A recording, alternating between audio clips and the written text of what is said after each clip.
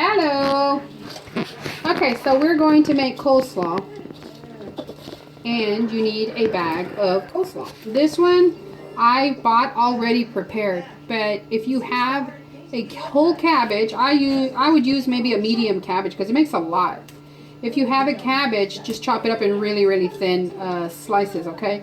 Also the carrot, go ahead and shred your carrot if you have a grater. If not, do it by hand. You can use a knife. But just make sure that they're thinly sliced, okay? Or however you like it. If you like it chunky, that's fine too. And, okay, so let's start with the sauce, right?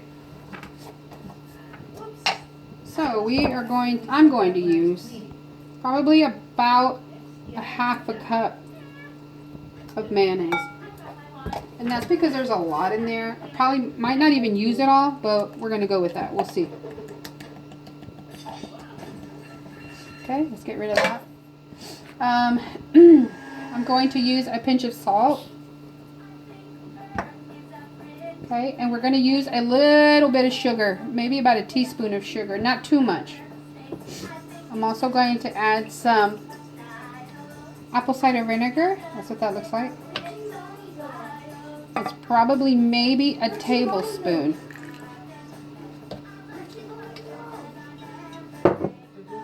Okay, and we are going to do some celery salt. Is that coming up or do I need to zoom in? It's fine. Okay, probably about maybe a quarter teaspoon. We're going to mix that up.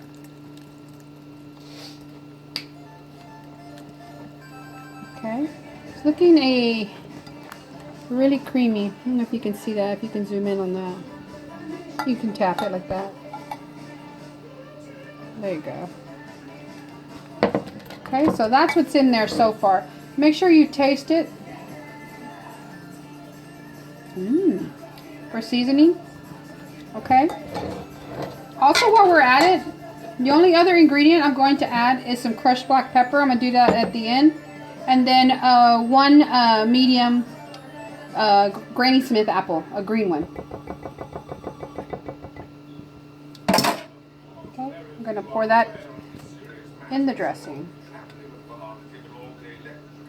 And this was grated as well on a grater. And I squeezed in a little key lime to keep the apple from turning brown. Ooh, that's spraying everywhere. Okay, that's what that looks like. Okay, the reason why you don't want to thin out the mayonnaise too much is because when you add the apple in here, it thins it out because the apple turns kind of watery. Okay, so we're going to put that in here now.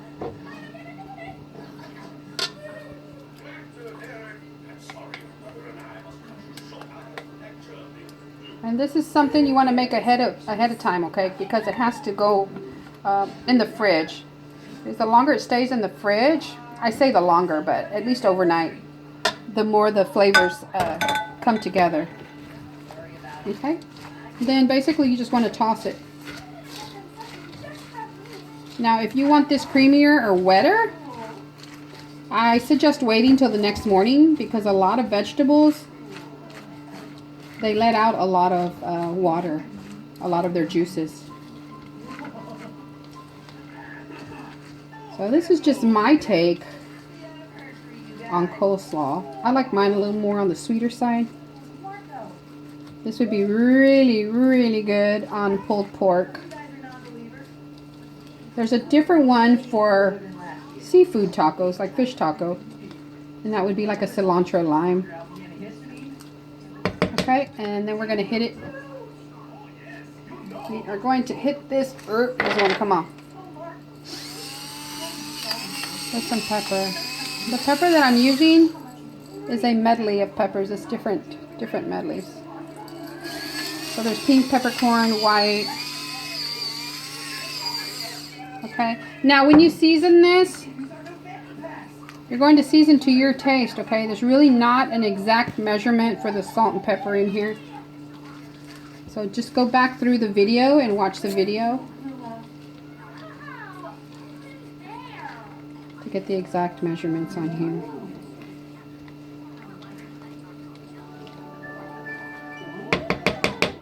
And that, my friends, Is it? Let me zoom in. Let me see if she can zoom in on that. Go. There it is. Zoom into the ball. Let's see. See, it's not too wet. There's not any liquid on the bottom. Okay. This sauce that I made for this coleslaw is going to stick to the coleslaw. But like I said, it'll loosen up a little bit by morning because it's going to sit in the fridge overnight. You could totally eat it like this right now if you wanted to and put it on your pulled pork. But like I said, I like to wait overnight. Thank you for watching.